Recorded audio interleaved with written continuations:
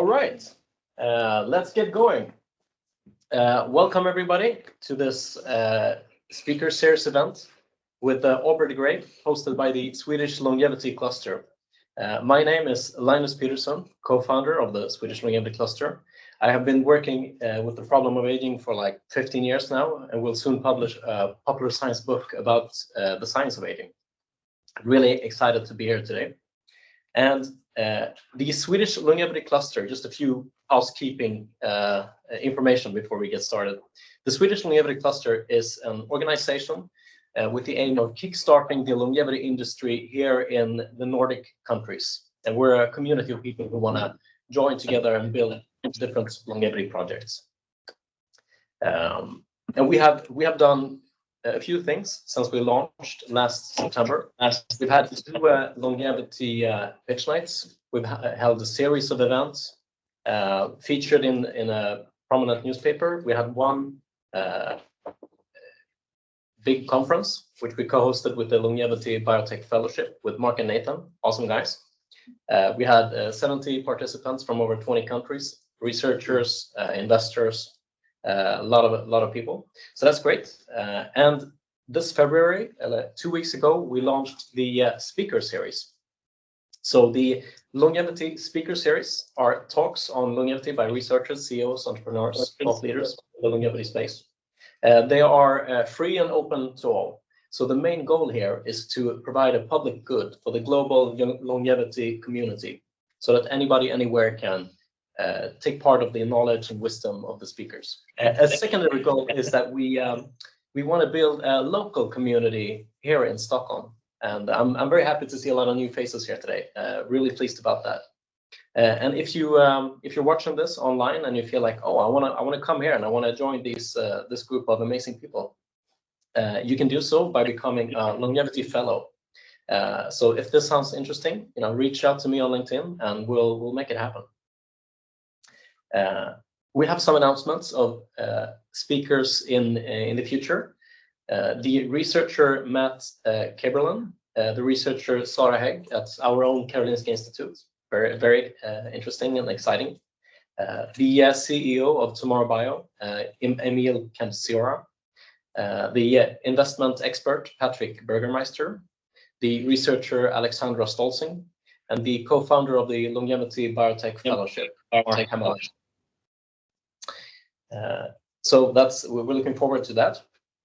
And now, no more housekeeping. On to the main event. So it's a great honor for me to introduce Aubrey de Grey.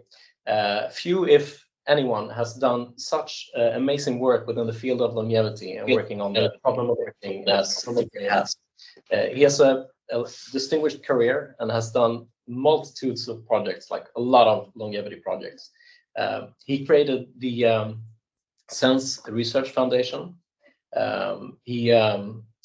In 2002, he proposed the SENS framework with the 7 different categories of aging, which proposes to explain why we age at the cellular level.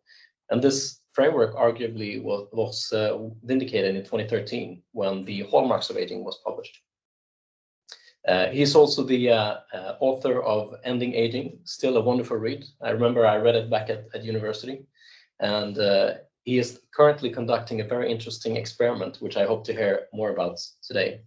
And last but not least, he has inspired a whole generation, really, of researchers and entrepreneurs that are working on the problem of aging, myself included. So it is a great honor to hand it over to you, Aubrey. And yeah, thanks again, Linus. That was a wonderful introduction, and I'm delighted to be here. It's actually I haven't actually been to anywhere in Scandinavia since the lockdown, so I'm looking forward to coming back there. But I certainly spent plenty of time in all the Scandinavian countries in years prior to that. Actually, one of the key ideas in the SENS program, the idea of using microbial enzymes to break down indigestible waste products.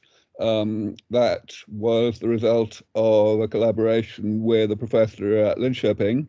And some of the most important mitochondrial DNA work is being done in Finland, in Tampere and in Helsinki. And of course, if we look at things that might not necessarily be called the biology of aging, but are very much age-related, Denmark has become, a global leader now in the form of Ozempic and other GLP-1 agonists, which are, of course, being mainly marketed by Novo Nordisk. So it's a good time to be Scandinavian, so to speak. So I'm going to talk about what we do at LEV Foundation, as you were suggesting, Linus, and I'm going to just give a bit of background because I know that most of the audience has already got a little bit of background in the field. So, as Linus mentioned, there's this paper that came out in 2013, a decade ago, called The Hallmarks of Aging. These are the two key figures from that paper. And this paper has become, by a huge distance, the most highly cited article in the whole of the biology of aging this century, and it's likely to remain so. It is basically considered to be the touchstone of the description of what aging and the attempt to postpone aging is all about. Actually, another contribution from Scandinavia that happened last year was a revision of this to involve a number of additional hallmarks. That was quite welcome because there are a number of things missing from this one that were addressed in that update. But this paper, as I say, is really, the definition of what the biology of aging is all about these days. And as you mentioned, Linus, it arose from something that I published a decade earlier, which said essentially the same thing, though with perhaps less professional graphics, and said, aging essentially consists of the accumulation of various types of self-inflicted damage. Now, there was one key thing that I and my colleagues did in this earlier paper that was not really done well enough in the Hallmarks paper, or indeed the ones that have come out more recently. So I want to highlight that for a moment. The fundamental thing is, what's the purpose of this classification of the various types of damage that the body does to itself into this, manageable number of categories? It's not just to, organize our thoughts. The fundamental reason why such a classification is useful is because of what's on the right-hand side of this table. The fact that for each category, there is a generic approach to actually eliminating the damage, repairing that type of damage, all of the types, all of the examples within a given category, which back then I was calling the maintenance approach. And so, of course, I won't bother going through all of these right now, but the one that I tend to focus on, just because it's easiest to explain, especially to a non-specialist audience, is the first one, the use of stem cell therapies. Of course, parts of aging are driven by loss of cells, by cells dying and not being automatically replaced by division and differentiation of other cells. And that can be remedied by replacing those cells from the outside, by injecting cells that have been prepared in the laboratory to be in the right kind of state so that they will divide and differentiate to replace the cells that the body is not replacing on its own. The example that's most high profile in that regard within aging, especially now, is Parkinson's disease, which is mediated by the loss of a particular type of neuron, dopaminergic neurons, in the substantia nigra, a very small part of the brain. And, all of us, by old age, we have lost maybe a quarter of the dopaminergic neurons we had when we were young adults. Some people, of course, as with everything in aging, some people lose them faster, and that's why they get Parkinson's disease. And stem cell therapy for Parkinson's disease is currently in clinical trials. There's one clinical trial in Japan and a few in the US. The idea, of course, is you prepare cells as dopaminergic precursors, inject them actually not into the substantia nigra itself, but into the putamen, which is where the dopamine is naturally released. And the idea is that it's as if the cells had never died in the first place. I should also highlight, since I'm talking to the Scandinavian group, that this was pioneered in Scandinavia by a group led by Ole Lindvall around 30 years ago, and it was occasionally successful. Back then, of course, people had almost no idea how to manipulate stem cells in the laboratory. So the only way that Lindvall and his colleagues were able to do this was to extract cells from more or less the right place in aborted fetuses and just hope for the best. And sure enough, most of the time they didn't get any of the right kind of precursor cell, and nothing happened. But when they got lucky a few times, the results were completely spectacular. We had people who were literally, they had significant Parkinson's symptoms, and they were on L-DOPA, which is the precursor of dopamine that's the standard of care even to this day. And they were given these cells once, and the symptoms went away so completely that they were taken off L-DOPA, and they still had no symptoms at all for like 10 or 15 years after that single transplant. So, it's just as close to a cure as you can imagine. Actually, I should refer you, I don't have the reference here, but to an article that was written by Lindvall and his colleagues just a few years ago on the 25th anniversary of the treatment of the first positive responder, just a case study of that one patient. So I recommend that paper. But of course now we have IPS, we have all these other clever tricks for manipulating stem cells. So people are very hopeful indeed. And as I say, I won't go through the rest now. It's all in my book. It's all in a million other talks that I've given. And obviously, I'm happy to answer questions afterwards.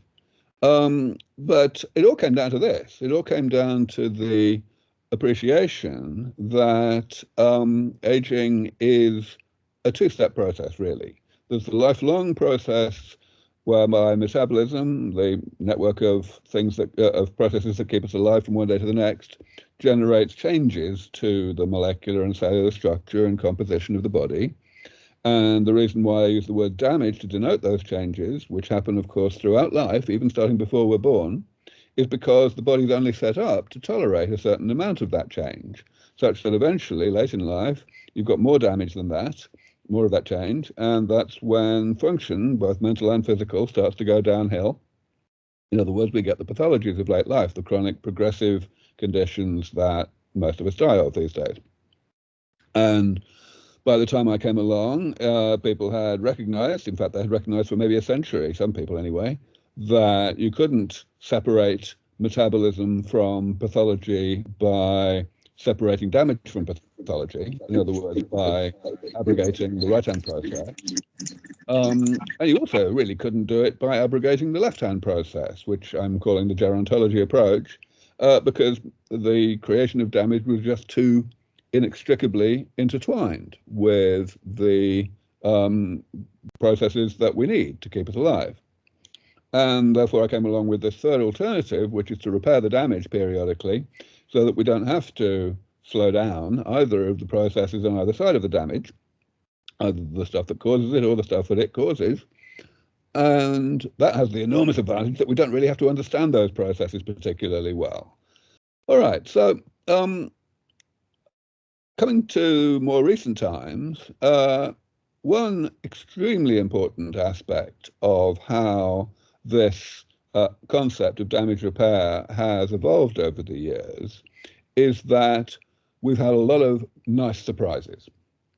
Over the years, one of the great things is that I haven't had to add to the categories. The 7-point classification that I put forward 20 more years ago has stood the test of time very well.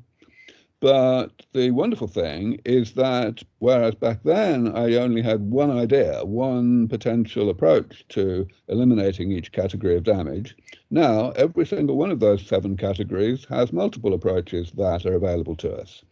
If we just focus again on cell loss, of course, all of you will be familiar with the concept of partial reprogramming, which is the application of the Yamanaka factors in vivo, not to take cells all the way back to pluripotency, of course, but rather in a controlled, very carefully titrated way to take them back just to make them a little bit more stem-like than they originally were. In fact, to take them back to being about as stem-like as they originally were, in other words, in young adulthood. Again, I won't go through the others now, but I'm very, very excited by a number of these new discoveries that are being taken forward in the laboratory and in some cases already in the clinic. So let me spend the rest of my time talking about what we're doing at LEV Foundation. LEV Foundation was set up only 2 years ago as a kind of successor to SENS Research Foundation, the organization that I had led for the previous decade or more.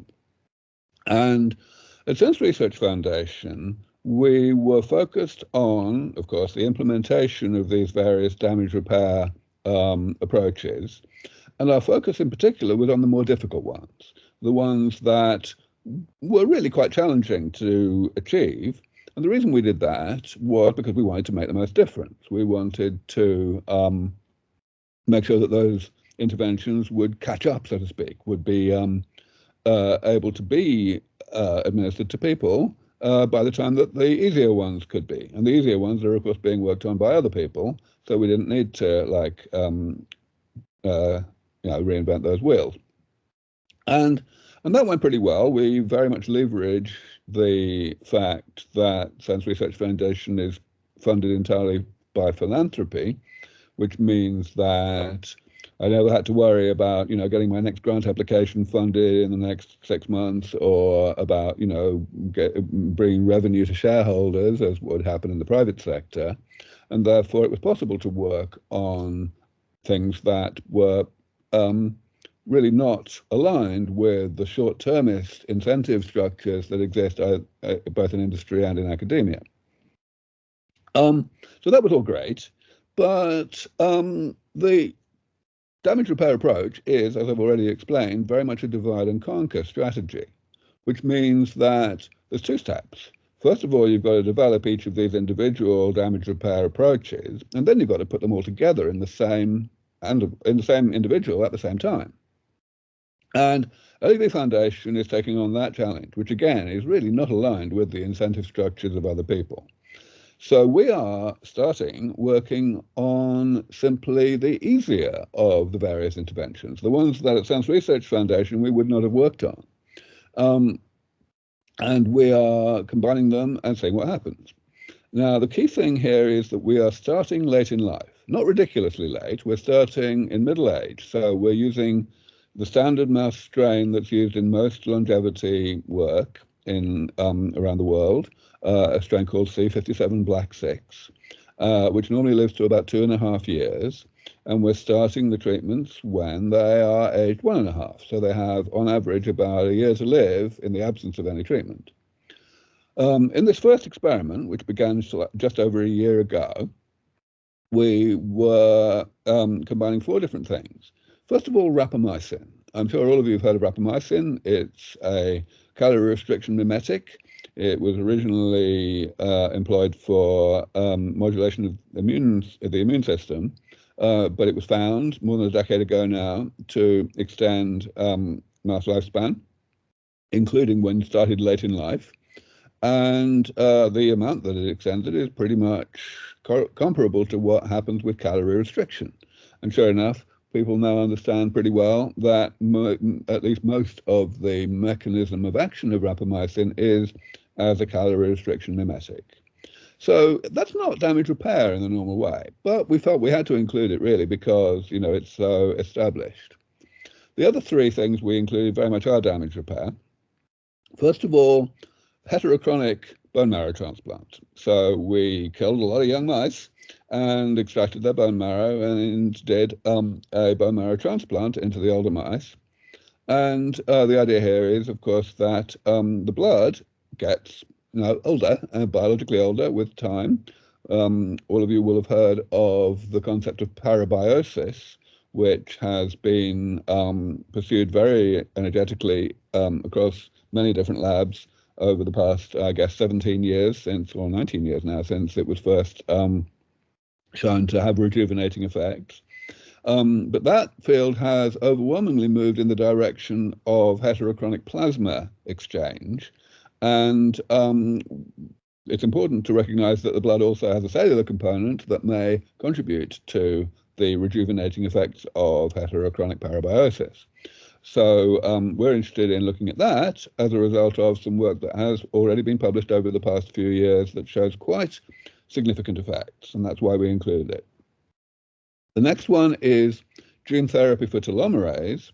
So mice, unlike humans, actually express telomerase quite promiscuously in most of their cell types.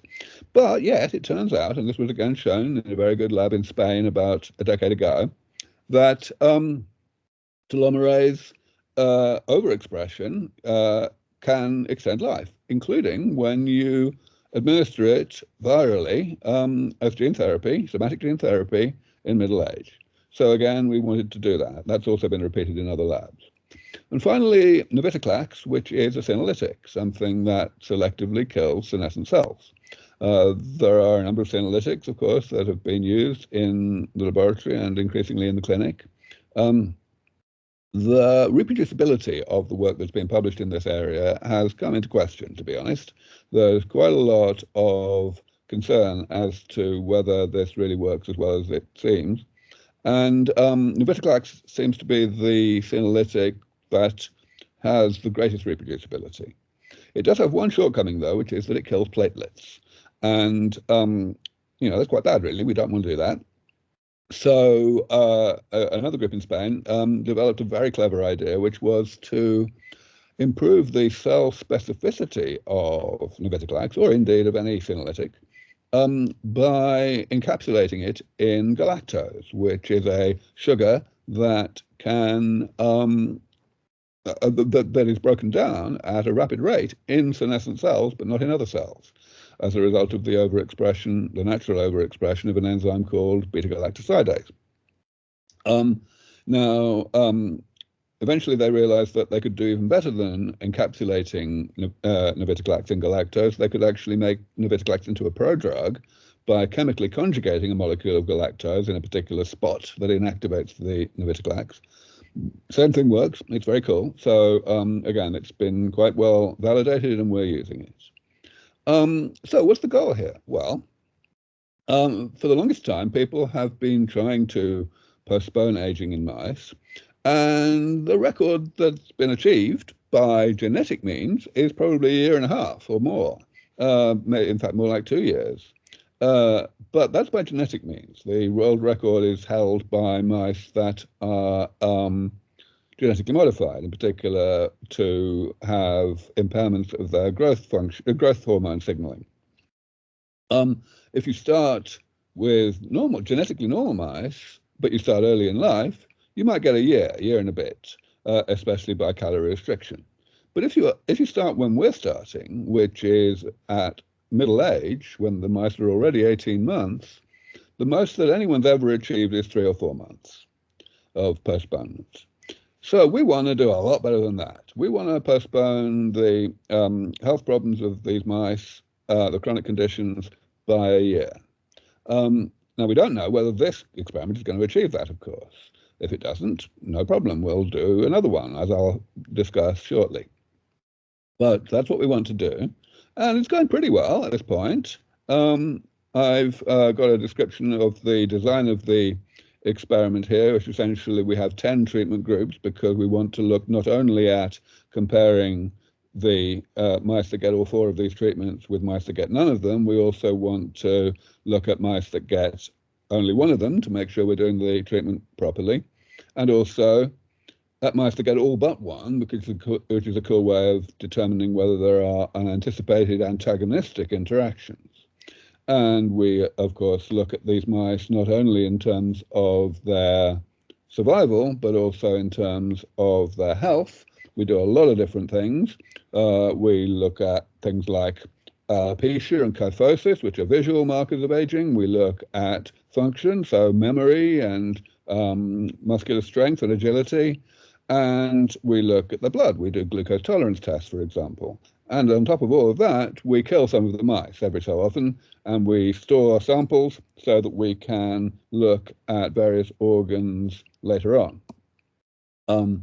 Yes, we're very much interested in collaboration for that last part especially. But yes, so coming back to how the experiment is going, this is the set of survival curves for all 10 groups as of not long ago, about a month ago.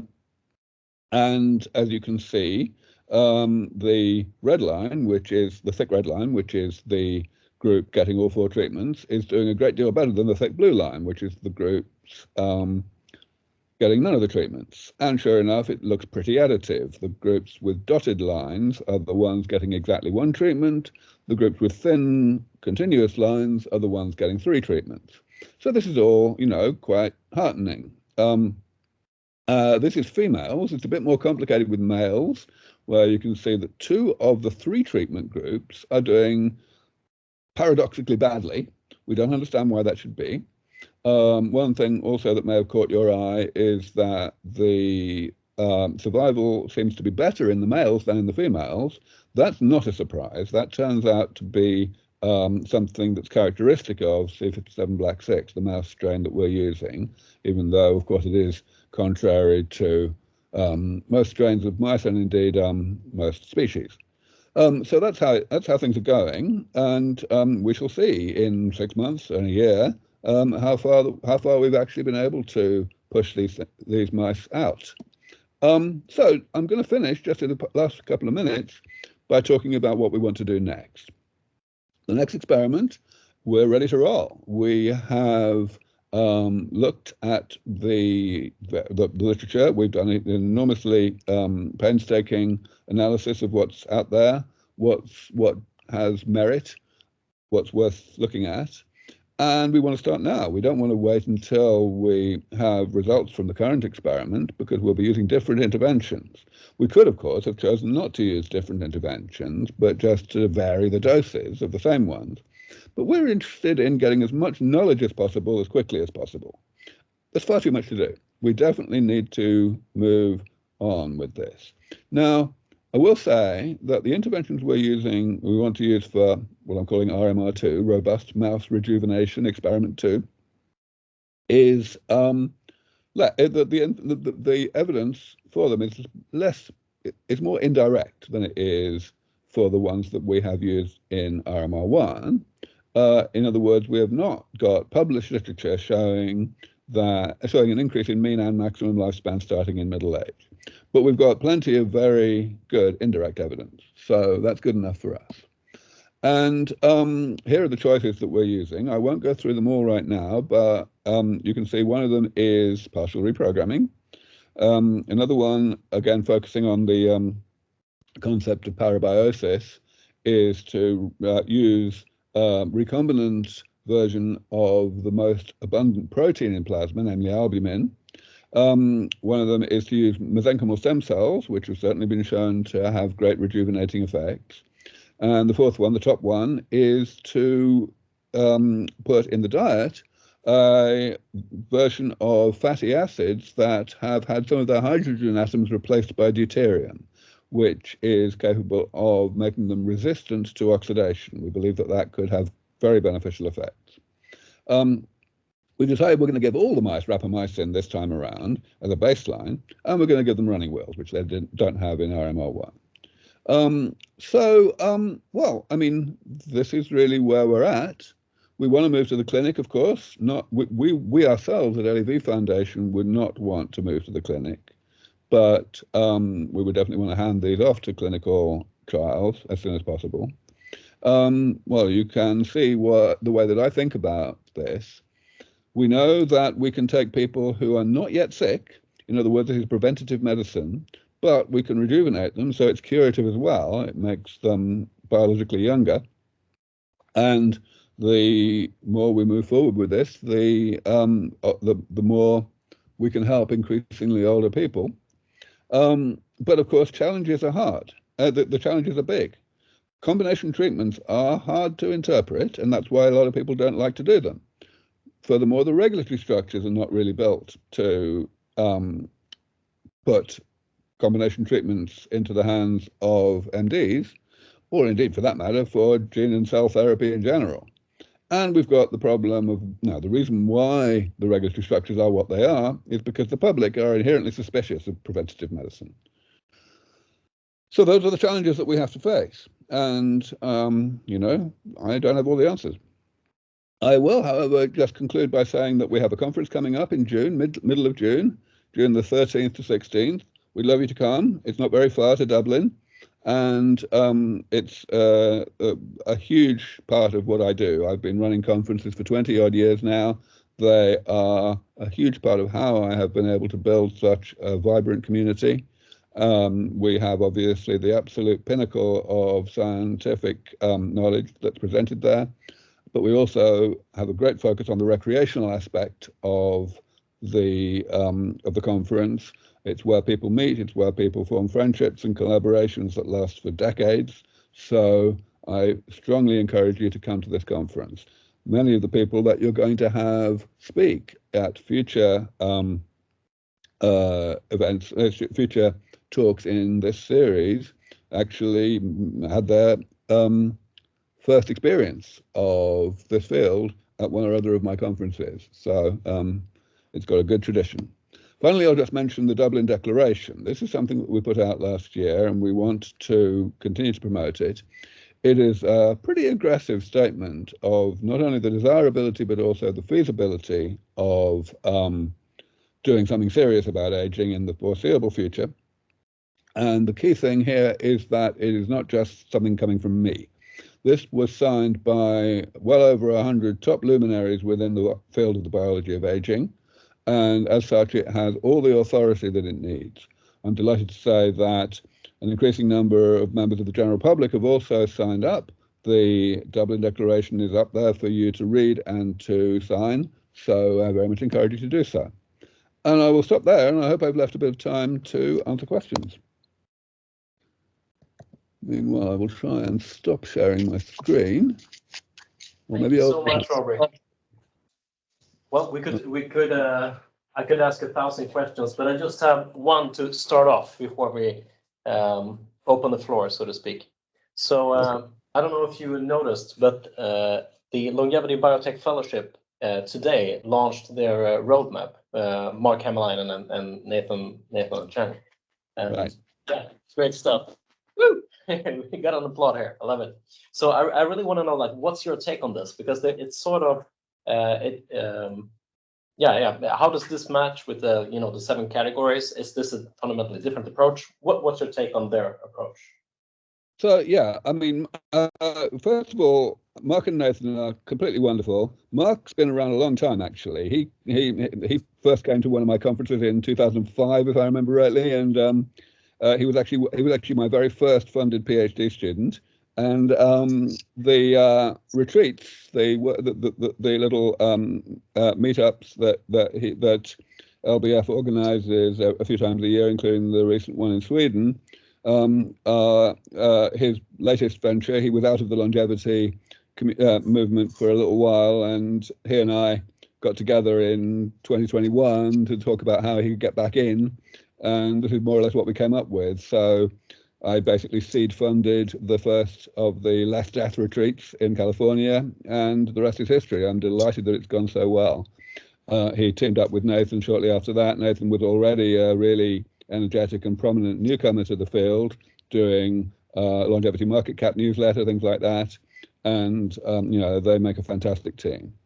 As for the roadmap, yeah, I mean, I think it's an absolutely appropriate progression from, or restatement of and consolidation of the thinking in this space. I would have, if I'd been trying to do the same thing, it would have come out pretty much the same as what they've got. And Mark in particular, I've known him a very long time. He's a very careful, systematic thinker, and that's what you need to be in order to put together something like this. I don't see that there's really any contradiction between what they're writing there and the kind of approaches that I've taken. Of course, they're talking about biostasis in the roadmap. biostasis is not part of SENS, but it's certainly something that I have publicly supported over many years. I've been on Alcor's scientific advisory board since 2002, I think. So yeah, I mean, I really, there's basically nothing in there that I would dispute or that I feel is in any way incorrect. Wonderful, thank you so much.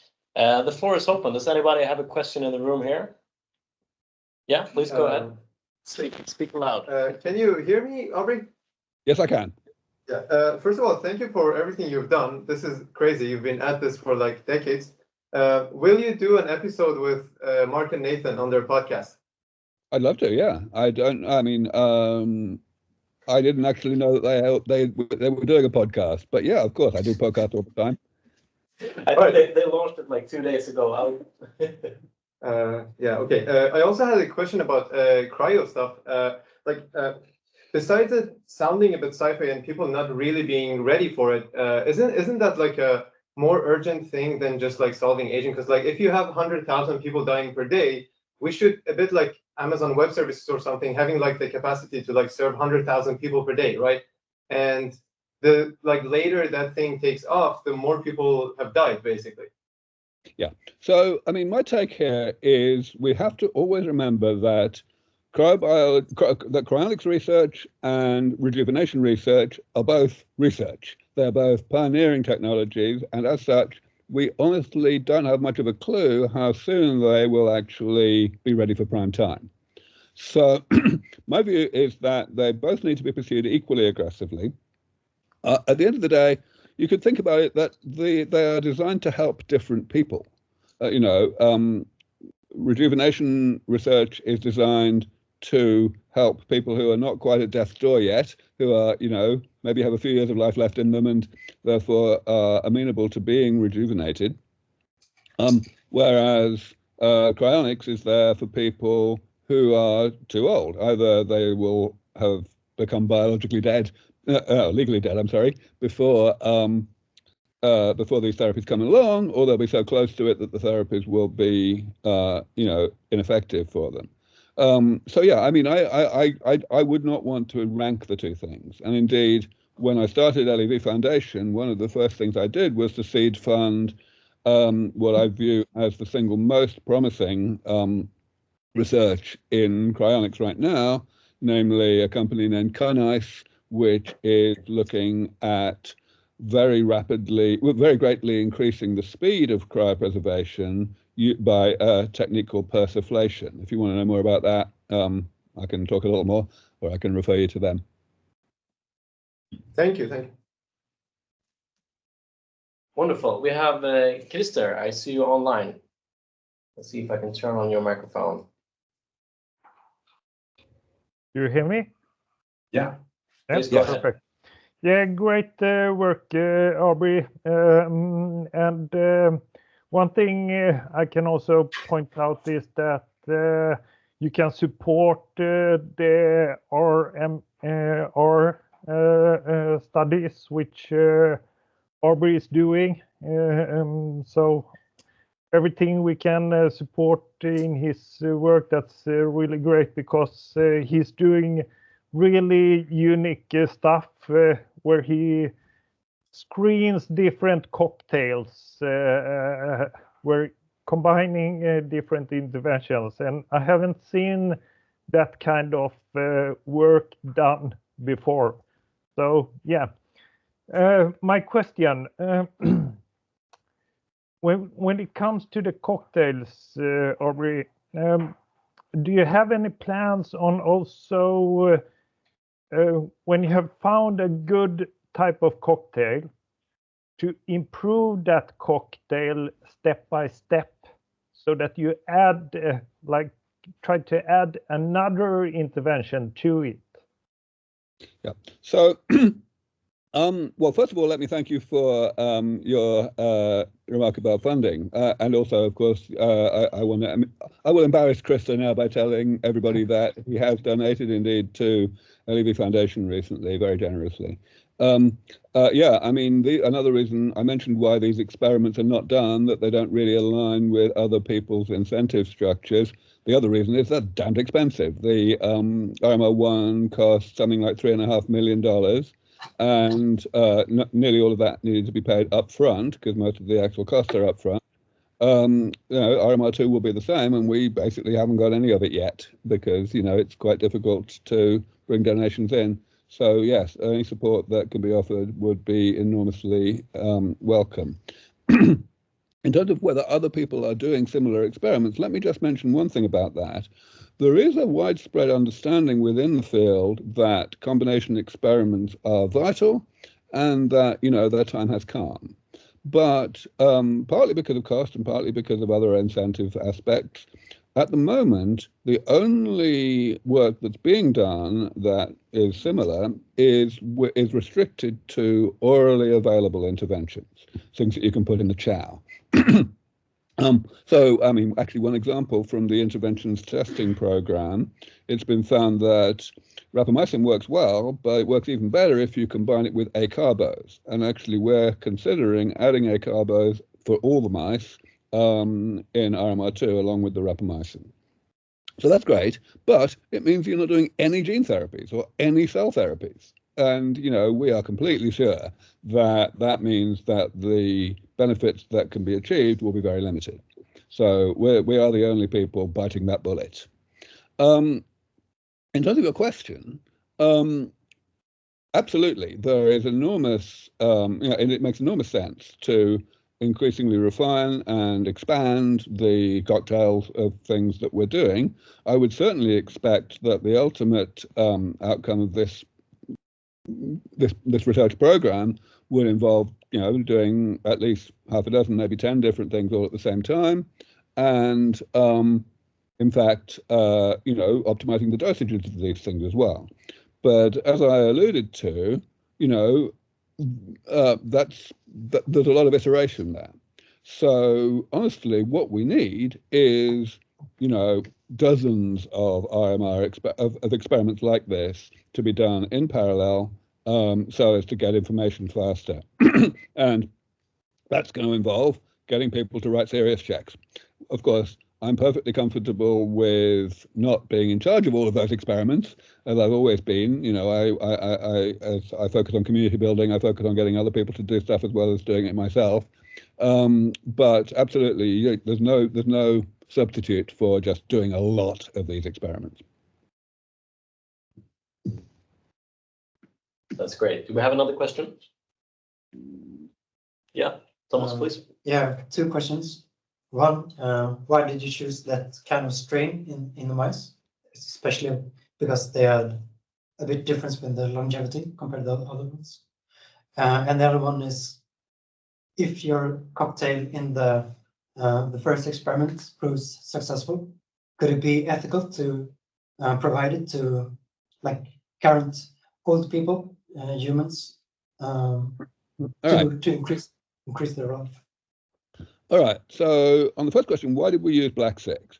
Well, two reasons really. One is that by far the majority of published lifespan experiments in mice over the years have been done in that strain, and we wanted to be able to compare with prior work. The other reason is availability, which of course is linked. We wanted to be able to go out to Jackson Labs and buy mice that were already old rather than waiting 18 months. And that was the only strain that we could get, 1,000 mice. The main alternative, and we are still considering this for RMR2, is a strain called HET3, which is a 4-way cross between 4 different inbred strains. It's the strain that is used by the interventions testing program and increasingly by other groups. And it does have some advantages. By virtue of being a 4-way cross, it has more hybrid vigor. So it lives a little bit longer than Black 6. And it's also that they have a somewhat wider range of causes of death. Black 6 has a disproportionate amount of death from lymphoma. But there are limitations. One limitation is because it's a four-way cross, each mouse is genetically different from each other mouse, and therefore you can't control the immune rejection problem so well if you're doing cell therapies, for example. And another problem is, again, availability. Jackson Labs are aware of the demand for Het3, and they are now making Het3 available at scale. So that's not as much of a prohibition as it was a year ago, but it's still going to be a little tricky to get hold of enough of them. So we haven't decided yet. It may simply depend on how long it takes for us to raise the $3.5 million to get the study going at all. But yeah, those are the pros and cons around that. In terms of your second question, well, I mean, I don't have anything original to say about what's appropriate in terms of moving something from the laboratory to the clinic. There is, of course, a huge amount of prior thought by smart people about this, and the ways that these things are regulated at the moment is a result of that. However, I will say that the ways that these things are regulated right now have a lot of shortcomings, a lot of bureaucratic baggage that slows things down. And that gives me the opportunity to give a shout out to the extraordinary work that's being done on Roatan Island, which is part of Honduras in the Caribbean, specifically in a special economic zone named Prospera. Prospera has very widespread legal autonomy, and in particular, it's setting itself up to be a global hub of medical tourism, really, to have regulatory systems which are very much more streamlined than the FDA or its counterparts elsewhere, but at the same time without having any kind of compromising of safety. I spent a few days there in November and a whole month there in January and February just now, and I am absolutely stunned by the progress they're making. Of course, companies are coming in, being incorporated there, relocating there. I believe it really is set to be the global hub of medical tourism within as little as a couple of years. And I'll be doing all I can to promote it and help that to happen, given, as a result of, just advertising it to my network. That's great. We have two questions online. Scott, would you like to start?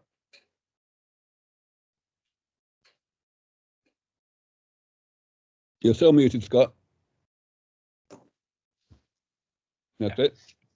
Thanks for your talk, Aubrey. It was a great overview of progress. I have a question. Looking forward, what do you see as the role of cell therapy products? Do you think it'll grow, or do you think it'll be supplanted by more conventional drugs? I think that the contribution of cell therapy products is almost certain to grow, simply because there's so much at the moment that we can do with cells in the laboratory that we just can't do with drugs. That may change. Of course, a very conspicuous example is that now we do seem to be able to do things with drugs anyway, with proteins that we thought we could only do with cells. Namely, we can do partial reprogramming to essentially get resident cells to behave more stemishly rather than injecting new stem cells. But it remains to be seen how much that can really phenocopy actual stem cell transplants. And, I definitely think we need to keep stem cell transplant on the table for the moment. The other thing that we have to bear in mind, of course, is that stem cells themselves are becoming increasingly easier to manipulate in desired ways. So I mentioned, of course, the case of Parkinson's disease and the contrast between what the Swedish group did 30 years ago versus what people are doing now. A lot of the work that's being done now involves IPS, but I want to highlight that most of that work is being done with allogeneic cells, even though it's IPS. And there's only one group, Jean Loring's group at Aspen Biosciences, which is going the autologous route. And coming back to regulation for a moment, I want to highlight that just 6 months ago or so, Jean and her colleagues got FDA approval for that trial, for a clinical trial of her approach. And that is the first clinical trial ever with autologous cells that has received FDA approval. So that's a huge milestone. So yeah, I mean, as you can see, there are lots of dimensions in answering your question, but I believe that what they actually come down to overall is that, yes, cell therapy is here to stay. Thank you. That's wonderful. Another question online. Hi, Aubrey. Many thanks for your work. Do you hear me?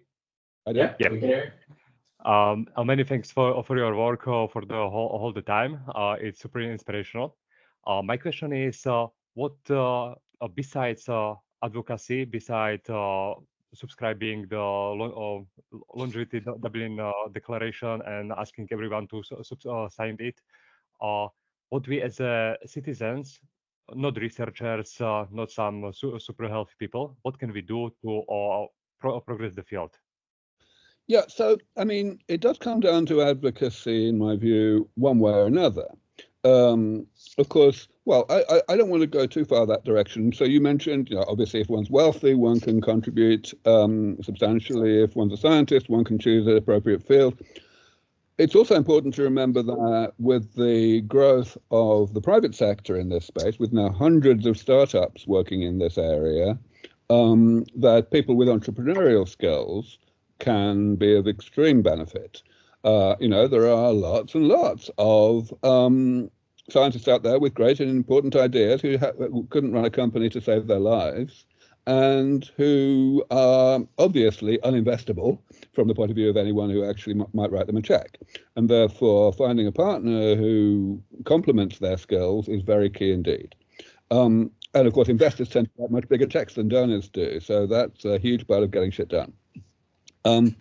But on the advocacy side, there's so many sides to it.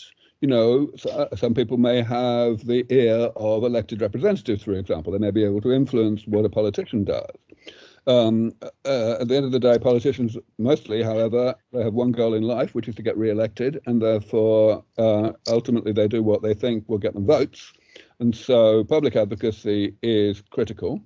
And that's really what the Dublin Declaration is about, of course. So not just signing it, but getting other people to look at it.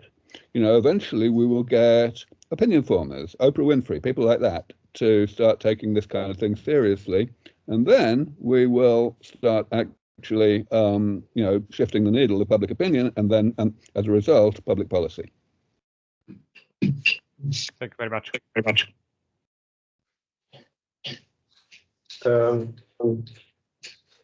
Peter Fedichev's work and people like Jeffrey West talking about like scale and like people living to 125 years or something like physically. Do you have any thoughts on that, or like how those kinds of things, and especially when Peter Fedichev, if I understand correctly, is saying that like mice age differently than humans do. How do those kinds of things affect the whole roadmap?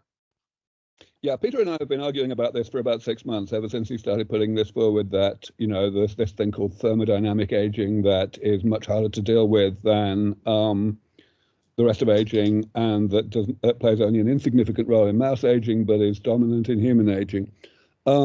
Essentially, I think that he's mostly right, but at the end of, but the conclusion of his argument is invalid, because there is a lot more informational redundancy in the body than we naturally see. We know that the body doesn't always look after itself as well as it could, because that's why calorie restriction works. When you're in a famine, priorities are different. Evolution optimizes for the transmission of genetic information, not for individual longevity.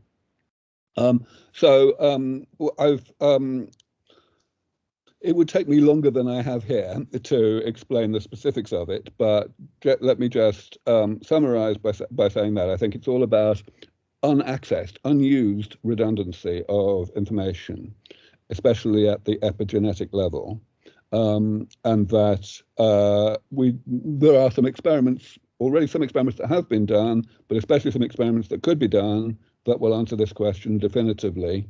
So Peter and I are continuing to discuss this energetically, and I hope that it will be clearer soon. Right. Thank you very much. That's great. We are almost out of time here. I'm gonna just perhaps a last question. So you've stated, or at least you've been quoted to state that we could reach longevity escape velocity within 10 years. Is this your current view today? And could you give a rationale? Like, why do you think this is? Like a more specific rationale, because I've heard a lot of people just say numbers and they don't really back it up. So if you could expand on that, please. Yeah. So actually, the current estimate that I gave of 50-50 probability is 12 to 15 years. So not quite 10 years, but close. And I always emphasize the 50-50 probability. I always emphasize that there's at least a 10% chance, in my view, that we won't get there for 100 years if we hit a whole bunch of unforeseen obstacles. In terms of how I reached that number, I'm afraid I have to disappoint you. It is very, very subjective. It's all about just looking at the problem as I see it, all of the various components, all the various types of damage that we need to repair, how close we are to already being able to repair them, how rapidly we are progressing in the lab and in the clinic to getting those things ready for prime time.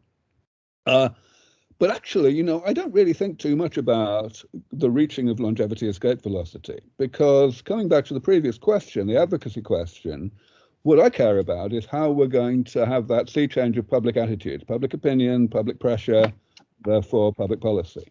And I believe that that's going to happen as a result of our MR, of getting to proper robust mouse rejuvenation. Basically, the reason why the public is so useless, so ambivalent, so unhelpful, is because they don't want to get their hopes up. They're terrified of getting their hopes up. And the more realistically we can make it, especially in terms of the public statements of other luminaries in the field, not just me, saying, this shows that we are within striking distance. That's the way that people will feel that they have permission to get their hopes up, and that will change everything. So I believe that we've got a fair chance of getting to there within 3 or 4 years from now. 1 or 2 more RMR experiments and we'll be there. Oh, that's great. That's wonderful. All right, I think that concludes our On the Minute. That concludes our talk today. Aubrey, thank you so very much for taking the time. This means a lot for us to building the community here. And, thank you, Aubrey. It's my pleasure. Thank you. Awesome. All right. We will, we will conclude here. Bye for now.